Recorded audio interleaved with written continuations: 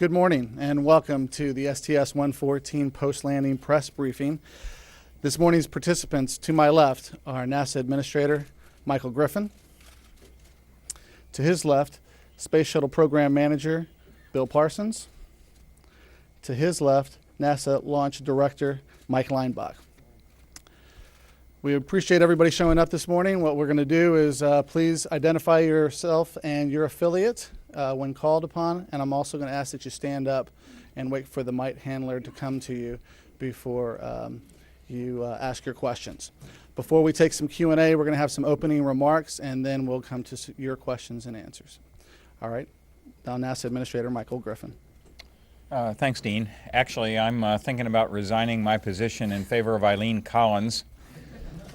I mean, she's smarter, more personable, better looking, better pilot. I'm thinking it's a good idea. Obviously, we're real pleased here today. Thanks. Today we honored the Columbia crew. We brought Discovery home safely. It's a great day. If you want to know how I feel fantastic. So thank y'all very much, and it's good to be us today. Well, on July 26th, we all sat here and said the only thing better than that launch would have been on landing day. And I'm here to tell you it really is truly better. Discovery's home, the crew is safe, and we've come full circle now. All right, that'll do it for opening remarks. We'll now go to question and answer. We'll start off on the back wall with Mike Cabbage. Mike Cabbage with the Orlando Sentinel. First for Dr. Griffin. Talk, if you would, sort of put in context what this mission means as NASA gets ready to move ahead now. An awful lot on this mission went well. You had a few things that maybe didn't go as well as you would have liked. For example, the foam shedding problem recurring during liftoff. But just sort of put in perspective what this accomplishment means as you guys get ready to move forward here. Well, this is the first step back in our return to flight sequence, leading to being able to go forward to complete the station. We needed to get back flying to do that.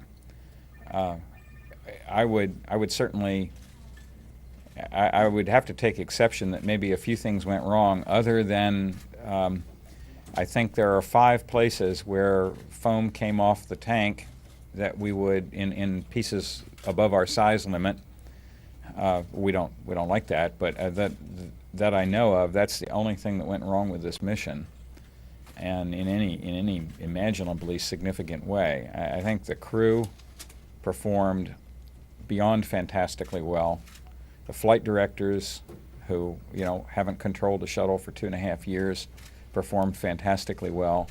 Space Station program, their flight controllers, their engineering team were so good that nobody ever noticed them, and they have not yet gotten the credit they really deserve for being able to deal with 2.5 years of downtime on shuttle resupply, and then bouncing back strong.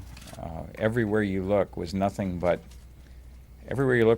outstanding success. And the external tank engineers now have some real data to go with all the analysis and the supposition and the conjecture, that they've been having to deal with over the last couple of years as they tried to figure out how to produce a perfect tank without the ability to put a tank into a flight test.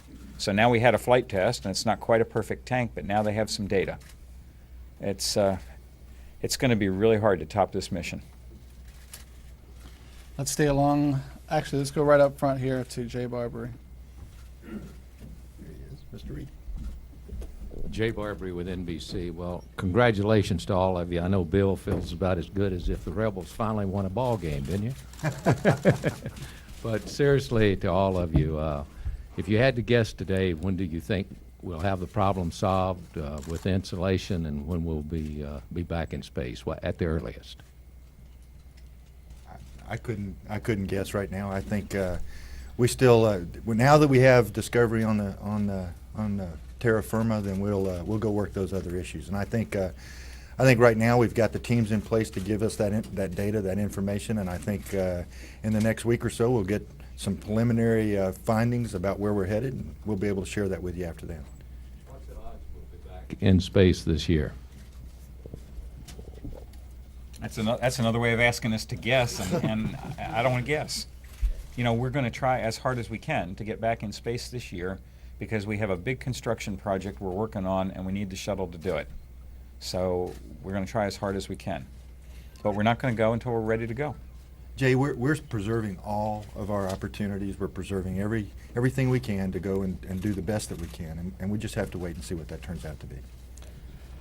Space Operations Associate Administrator Bill Reedy joined us, just to let folks know. Glad you could join us, Reeds. All right, let's continue the questioning, and let's go to the wall back with Tracy Watson. Thank you. Tracy today for Mr. Parsons. What kind of milestones do you think you reached with Discovery touching down safely? I guess this is a version of Mike Cabbage's question, but for you instead. Well, it's been 2.5 years of just really hard work by this entire shuttle team and this agency, really. When you look at the amount of resources this agency put towards the repair of the shuttle and the vehicle and to get it ready for flight again. And, you know, we kept setting this milestone of we got to return to flight. We got to see this vehicle in the combined environments, and then we got to get her home and safely, and then we're going to see where we go from there. We always knew this was a test flight that was going to give us a lot of information, and so we've come back with a lot learned. I think I'll agree with the administrator. This was a wildly successful mission in so many ways. We have some things that we learned and that we got to go work on, but I think that now it's clear what it is we have to go work on, and we'll go do that. So again, I think we met the milestone of return to flight, and now it's just it's the next test flight is in the works. And Bill, if I could pile on to that, I'd just say that the way I'd characterize this is more like a relay race, and the torch is now passed to Atlantis and the STS-114 crew, and we're going to continue the test mission that we set out to do 2.5 years ago. And we're about halfway through. We've got some more work to do, but as Mike Griffin has told you, now we have some data to work with. And for the first time in the shuttle era, we've got a real solid place to start. And teams are already at work looking at exactly how we're going to go off and fix those various areas on the external tank. But it's not limited to the tank. We're going to look across the entire vehicle.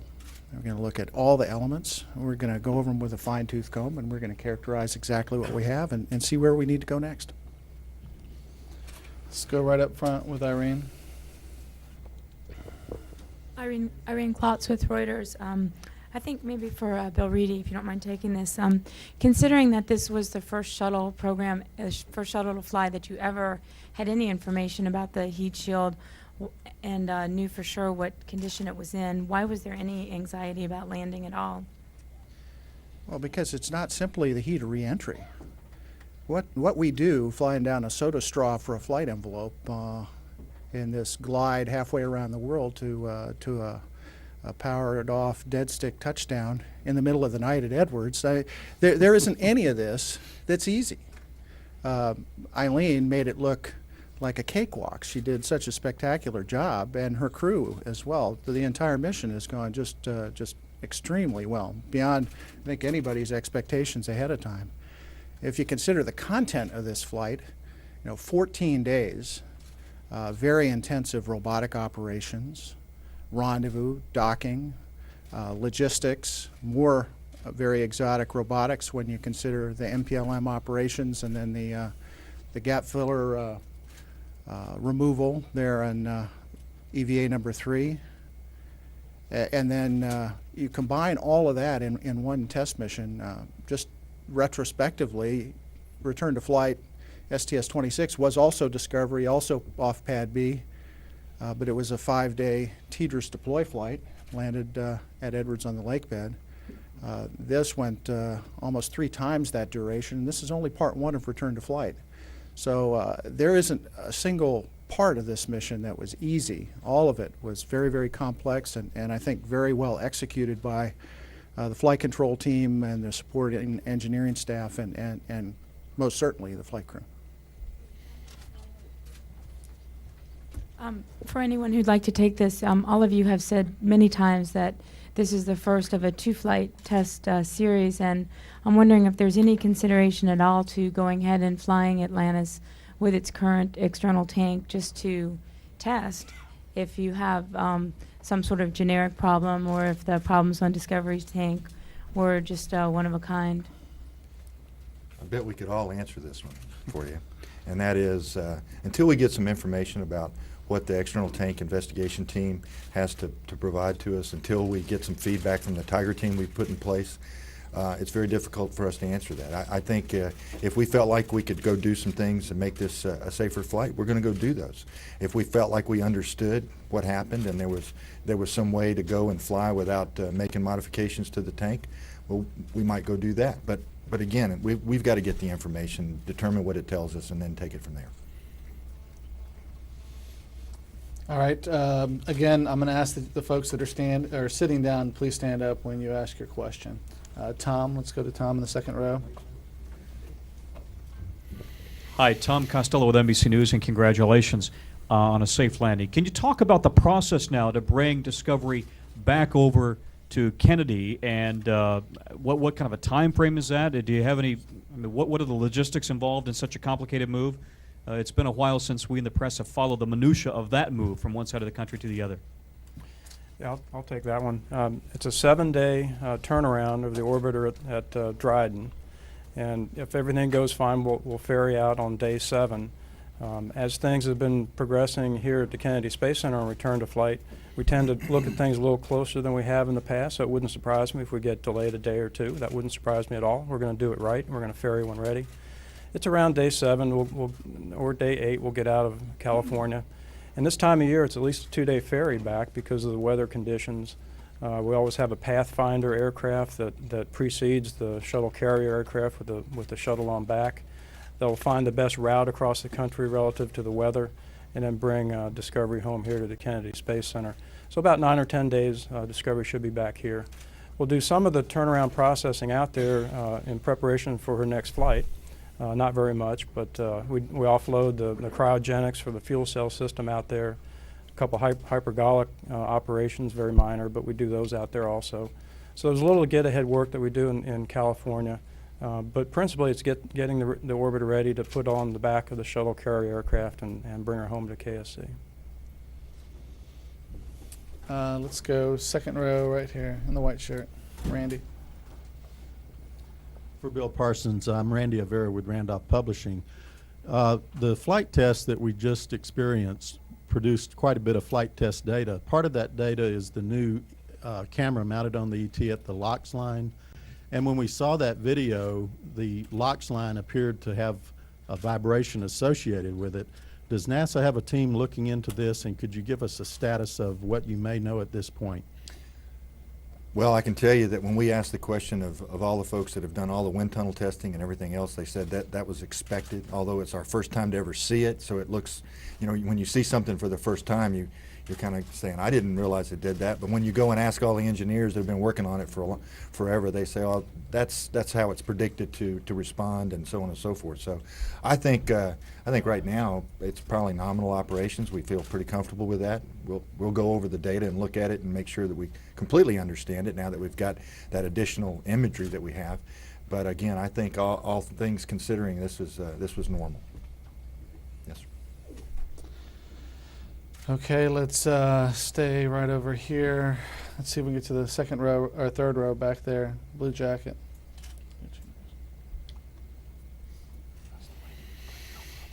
Keith Landry, Fox 35 News Orlando, for whomever wants to take it. Is it too early to know how clean the shuttle is? Have you gotten an initial report on how clean the shuttle is and how much or little damage there might be? And is it the cleanest shuttle ever to come back? I haven't got a report yet. They have to safe the vehicle, and so until they safe the vehicle, there's nobody roaming around taking pictures or looking at it. That's probably just about right now. They've probably got it safed here in the next little bit, and we'll get our first looks at it. You know, what we always expect is we would expect a very clean vehicle, but we do have some things we want to go look at, and so we'll get a report back here in a little bit. Let's go second row green. Please stand up. Maureen Taylor, Canadian Broadcasting Corporation. Given that some of the things done on this mission were done to learn from Columbia, pulling out the gap filler, that spacewalk, all the cameras, and then the belly flip in space, how much of that will need to be done on every mission in the future? You want to try? Yeah. Well, first of all, you're from Canada, and I'd like to say that this mission would not have been possible without the work of MDR, McDonnell Detweiler Robotics, the work that was done on the shuttle arm, the work that was done on the orbiter boom sensor system, work that was done on the station arm, made it possible for us to complete this mission and get the data that we have, and use all those different new sensors that we were able to field. So my compliments to your fellow countrymen up there in Canada for the work that they have done. They've been with us all along in the return to flight effort, and I think they've done a magnificent job. They should be very, very proud. I think the answer to your question, though, about data is engineers can't have too much data. We would worship at the altar of data if we could have data like this every single flight. We would want that, and this being a test vehicle for as long as we're going to be flying it, you can expect that we'll continue to have instrumentation on the vehicle. In terms of the operations, it may wind up not being as exotic as that or as complex as that as we refine our techniques and our sensing capabilities. For example, I'm sure Bill Parsons can tell you more about this, but the wing leading edge sensor system was purely an experiment on this flight. It showed some very promising results, and so maybe that would allow us to reduce the amount of inspection that's required on the vehicle. I think we were also, quite frankly, very, very pleased with the photography that we got from space station. So it wouldn't surprise me if we continue to do that backflip en route to space station all the time to have really good documentation of the condition of the vehicle. Those kinds of things might persist, but at some point, we need to have used all those data and gotten back into a mode where we can resume space station assembly, because that's really what it's all about, is assembling space station so that we can use it and reap the scientific harvest that we need to get on with exploration beyond low Earth orbit. You know, I would add that as the weeks progress, we're going to have that information is going to be better understood. We'll probably have some things that we'll be opening up to you and saying, guess what, we got this is, we've analyzed this now, and we can give you some really neat stuff. And the wing leading edge sensors, I think, are going to really provide us some really great information. Turns out we thought they were going to last about 2 days. They lasted almost the entire mission. We probably got some data from them on re-entry. And so again, that's going to be something that we go over and say, how can we make that better? How can we improve that to really tell us what we need to know? And I think, again, they'll find ways to refine everything we've done, make it more efficient, and make it more useful to us. Let's go second row, Guy. If you could stand up, Guy. Michael Liatta of the Washington Post. A couple of questions, probably for Mike and Bill Parsons. First, how did the thermal blanket make it through, if you know yet? And second, how much does it cost to bring the shuttle back from the West Coast? No information on the thermal blanket yet. Again, when they get the vehicle safe, some folks will go out there. We have some TPS engineers, some thermal protection system engineers going out there. They'll take a lot of data before we do the ferry flight so that we get good information before we bring it across country and maybe do some other things to it. And so we'll go and analyze that and bring that back and tell you how it is. But right now I don't know. I think he meant that, Mike. Cost? You're the guy that pays the bills. You know, every time we say that, it never is exactly the same. I really don't know. I mean, the quoted in the press is $1 million. I have no idea if that's what it costs or not. It's a cost of some sort, and you know, it's the crew, the people that have to go out there and safe the vehicle. It's the aircraft. It's the, you know, you add it up, and you can add it up a lot of different ways. There is a cost to the program for landing in California, but there's also the safety factor that you have to take with that, and it was the safe and the right thing to do is to land in California today, and then we'll bring her back ferry flight on the 747. I'll just add a little bit if I can. We sent out 78 folks out to the Dryden Flight Research Center before landing, and tomorrow morning we're going to send out a charter airplane with another 170 folks, and so it's not a trivial amount, but it's what's required to turn that vehicle around and get it on the back of the SCA and bring Discovery home. All right, let's come back over here to the front row. Let's you in the blue, please stand. Jonathan Rugman, ITN. A question for Mr. Griffin. Can the American people have confidence in what is, after all, a publicly funded space program, given that 5 pieces of foam came off the fuel tank, and if it had happened a few seconds earlier, it could have killed the crew? Well, I think the American people can have confidence in us to work as hard as we possibly can to apply all of the intelligent analysis we can possibly do to understand why that happened and to fix it before we fly again. This is not an enterprise where one can predict the outcome with certainty. I've discussed this on numerous occasions. I've tried very hard to put this for people in the perspective in which I see it. This was the 145th American manned spaceflight. Compare that with the development of aviation, and we're in still the very first stages of learning how to do spaceflight. It's just barely possible to do it.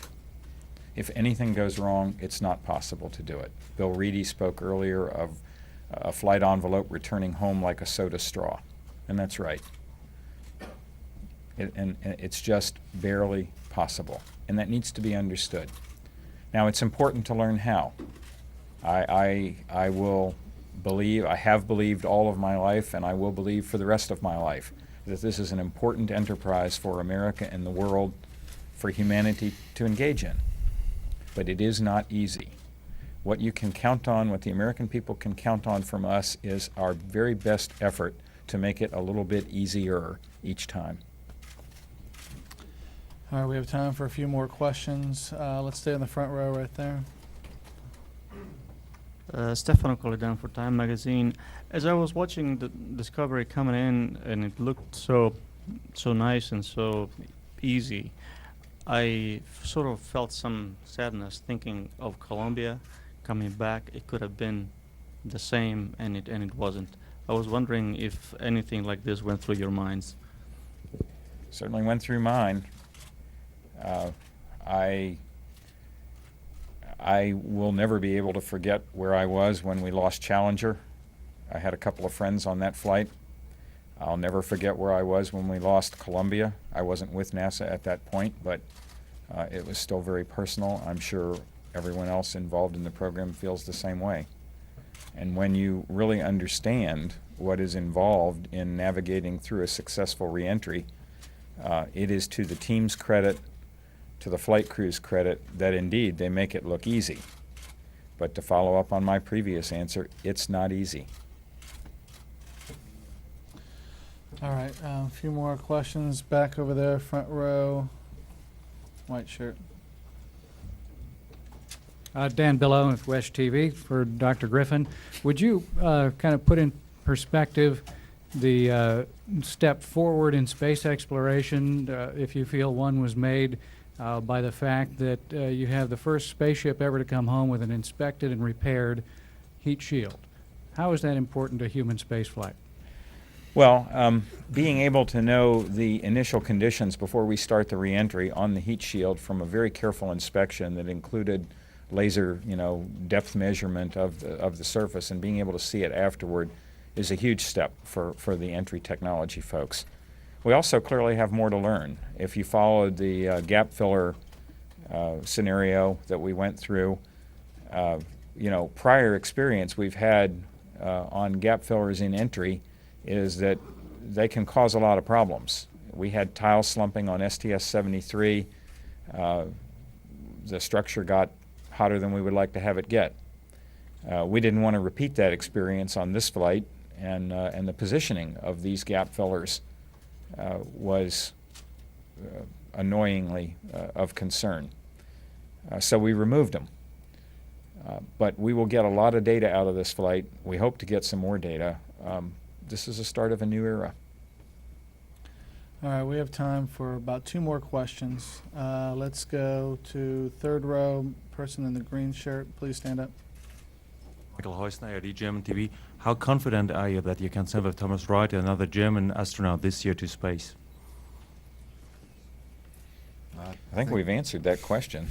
I think we have answered that. You know, until we get some information back from the investigation teams, until we understand what it is we need to go do and what their findings are, we really can't make a prediction of when that'll be. It'll be when we're ready to go, just like we were when we were ready to go with 114. We need to reset the paradigm here on shuttle flights. Shuttle flights cannot be conducted according to a schedule. We would like if it were so, but it's not so. Okay, what we have for the shuttle system flyout from the President is a retirement date. We are working to that retirement date in an orderly, disciplined fashion. We're going to use the remaining shuttle flights to complete the building of the space station, but we will fly each shuttle mission when it is ready to go. Back against the wall, Tarek in the maroon shirt. Thank you. Tarek Malik with Space.com and Space News. Given that you do have an indeterminate time before the next launch and that you might be facing a delay, and that you received much more data than from this flight, is that a boon of sorts to your engineering teams then to kind of have some time to go over all the information that you have received from Discovery and the additional from the gap fillers and whatnot to really understand what's going to happen with what that line is? Well, first of all, I think to echo what the administrator said, this is a research and development vehicle. It's not an airliner, and it's not a frontline fighter, and you don't put it on the flight schedule and just go fly it. In test flying, you clear each mission based on the results of the previous one, and you clear them one at a time to go fly. That's what the entire commit to flight process is all about. That's why we have flight readiness reviews. That's why we conduct our reviews at launch -2, launch -1, and that's why we review the data in the mission management team each and every day during the flight. I think that what the engineers have shown us this time is they were able to process several missions worth of data, not in an interval of weeks or maybe even months, but they were able to do that real time. They were able to do that overnight. They were able to provide the mission management team with information, the texture and richness of which we have never seen before. And so I think that they'll be able to grind through the data that we've amassed on this flight. I think they'll be able to do that with rapidity. I know that they'll inspect every last little wart that they find in it and see what's out there. As far as how long it takes to clear the next flight, we've been milestone driven on return to flight since the very beginning. When we have the data, when we've reviewed the data, when we're confident that we're ready to clear STS-114, whether that's in September or November or March, so be it. All right, right here. Mike Schneider, Associated Press. I was just wondering if you could give us an update on the foam investigation. Is it still pointing to the crack that was found at Michoud? I think Bill Gerstenmaier, who has been placed in charge of that overall effort, had said he would get an update today from the foam investigation. I don't think he has that yet. It's still early, and I know that we don't, and so I'm just going to have to defer that. I just don't know. Yeah. Again, we'll be very transparent with that. So as that information comes up, we'll set up any sort of telecon or those types of information to be sure that we put it in context. All right, I think we're going to go ahead and wrap up and stop there. Make one final quick Sure. statement. Before we quit, just one quick little thing. We're going to launch Mars Reconnaissance Orbiter tomorrow. Our science program is the crown jewel, a crown jewel of NASA. It's not only about the manned spaceflight program, although that's what today is about, but I hope a lot of you will be here tomorrow to attend a press conference following a successful Mars Reconnaissance Orbiter launch. That is my hope. Thank you. All right. Thank you very much. That'll conclude today's briefing.